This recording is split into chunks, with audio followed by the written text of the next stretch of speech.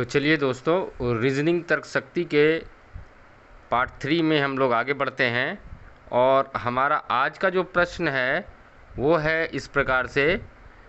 क्या कह रहा है, देखिए प्रश्न कहता है कि एक ही पासे में दो स्थिति दर्शाई गई है और पासे में अंक 5 के विपरीत अंक पूछा गया है। मतलब देखिए यहाँ पर एक पासा और ये दूसरा पासा है और इसके विपरीत अंक को पूछा गया है।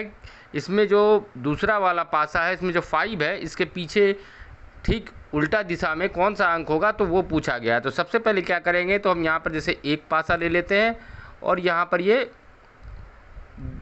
दूसरा पासा ले लेते हैं। एक सेकेंड, जैसे हम ये पहला पासा ले लेते हैं और यहाँ पर हम दूसरा पासा ले लेते हैं। अब देखते हैं कि दोनों में कॉमन क्या है। तो यहाँ देखिए, यहाँ भी हमें 2 मिल रहा है, यहाँ भी हमें 2 मिल रहा है, तो 2 कॉमन मिल रहा है। उसके बाद हम क्या करेंगे कि घड़ी की दिशा में चलेंगे। तो सबसे पहले एक पहले पासे के नीचे 2 लिखते हैं और दूसरे पासे के नीचे भी 2 लिखते हैं। अब देखिए घड़ी की दिशा में तो 2 से हमें क्या मिल रहा है, 4, तो यहाँ पर हम लिख देंगे 4। और यहाँ पर हमें क्या मिल रहा है, तो 1 मिल रहा है, तो यहाँ पर हम 1 लिख देंगे। फिर यहाँ से हम चलेंगे तो हमें क्या मिला, 3 मिला। और यहाँ से हम चलेंगे तो क्या मिला, हमें 5 मिला। ठीक है। तो अब देखिए होता क्या, फलक होता है इसमें। तो जैसे 2 के आगे 2 है, 4 के ठीक विपरीत में 1 आएगा, 3 के ठीक विपरीत में 5 आएगा और 5 के ठीक विपरीत में 3 आएगा। तो उसी तरीके से 2 के ठीक विपरीत क्या आएगा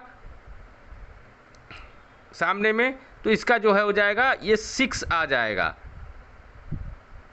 2 के ठीक सामने क्या आ जाएगा, मतलब ये 6 हो जाएगा। तो यहाँ पर देखिए कि हमारा करेक्ट आंसर क्या है। तो यहाँ पर ए में 6 दिया हुआ है, तो ये हमारा करेक्ट आंसर हो जाएगा। चलिए अब आगे बढ़ते हैं अगले प्रश्न की ओर। तो प्रश्न संख्या 3 जो है, इसमें क्या कह रहा है कि निम्नलिखित आकृति का जल प्रतिबिंब बनाना है। मतलब इसमें पूछा जा रहा है कि ये जो W है, इसकी जल में किस प्रकार की आकृति होगी वो आपको बताना है। तो बहुत आसान है इसे करना। तो जैसे W यहाँ पर हम लिखते हैं, तो इसमें जो जल है इसमें ये कैसा दिखेगा, तो इसका ठीक उल्टा हो जाएगा। मतलब ये इस प्रकार से दिखाई देगा।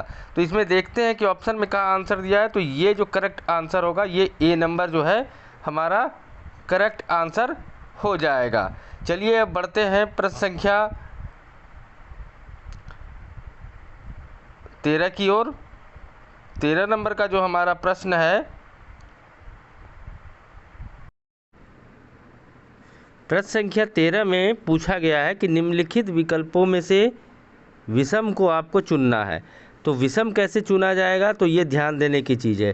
तो देखिए क्या है, बी जो है हमारा ये 2 नंबर पर है,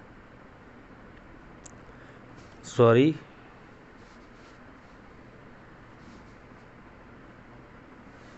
बी जो है हमारा ये 2 नंबर पर है।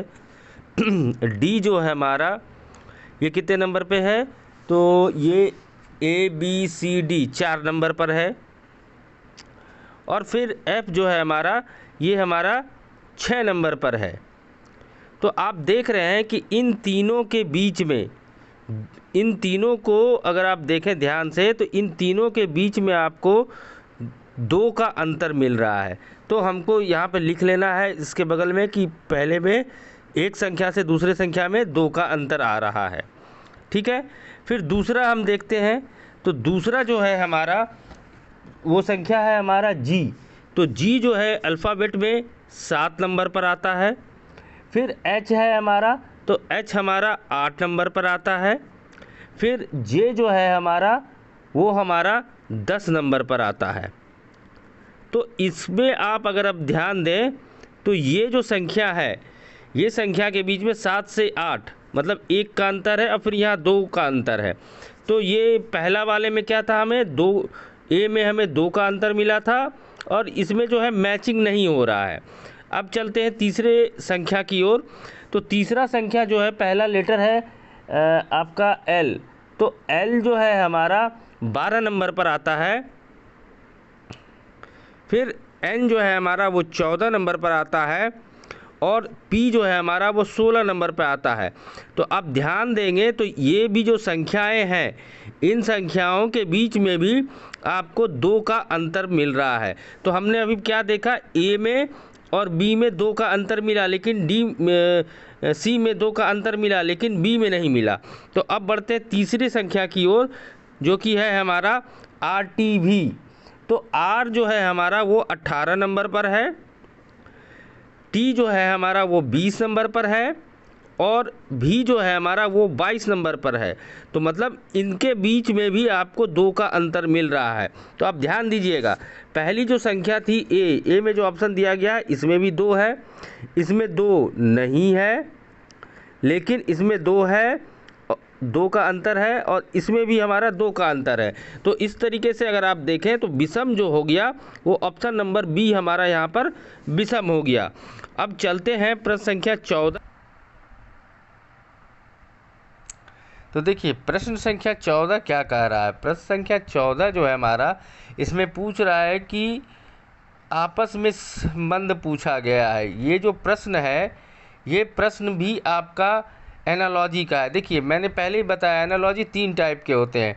पहला जो होता है वो अंक का होता है, पहला जो हमारा होता है वो अंक का होता है, डिजिट का होता है।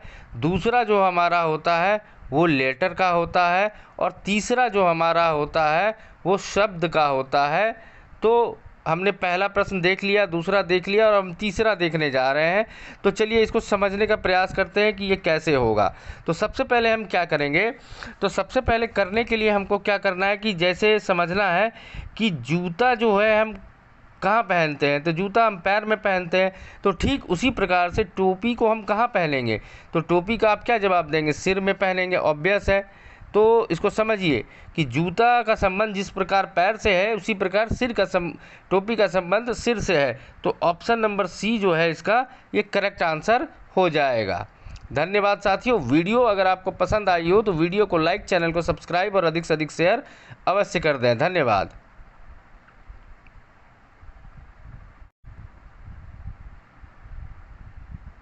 तो देखिए प्रश्न संख्या 15 क्या कह रहा है।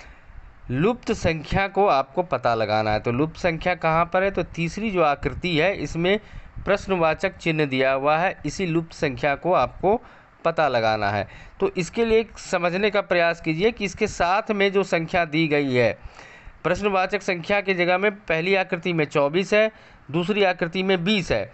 तो ऐसे प्रश्न को सॉल्व करने के लिए क्या करेंगे, तो इन संख्याओं को हम सबसे पहले आपस में जोड़ देंगे। तो 0 और 6 6 हो जाएगा, 6 और 4 10 हो जाएगा, 10 और 2 हमारा 12 हो जाएगा। लेकिन आप देख रहे हैं कि यहाँ पर जो है 10 दिया हुआ है, तो हम इसमें क्या करते हैं कि 2 को माइनस करते हैं, तो हमारी संख्या प्राप्त हो गई 10। फिर सेम चीज़ यहाँ पे करते हैं, तो 2 और 10 12 हो गया, 12 और 8 कितना हो जाएगा, 20 हो जाएगा, 20 और 6 26 हो जाएगा। लेकिन यहाँ पर 24 दिया हुआ है, तो पहली आकृति के अनुसार हम यहाँ पर भी 2 माइनस करते हैं, तो हमारा क्या आंसर आ जाता है 24, जो कि यहाँ पर दिया हुआ है।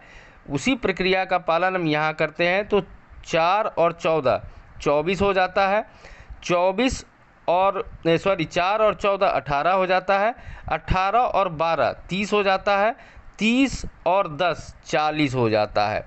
तो जैसे हमने पहली 2 आकृति में 2 माइनस किया था, तो यहाँ पर भी हम 2 माइनस करते हैं, तो हमारा संख्या प्राप्त होता है 38। अब पता करते हैं कि ऑप्शन में दिया है कि नहीं।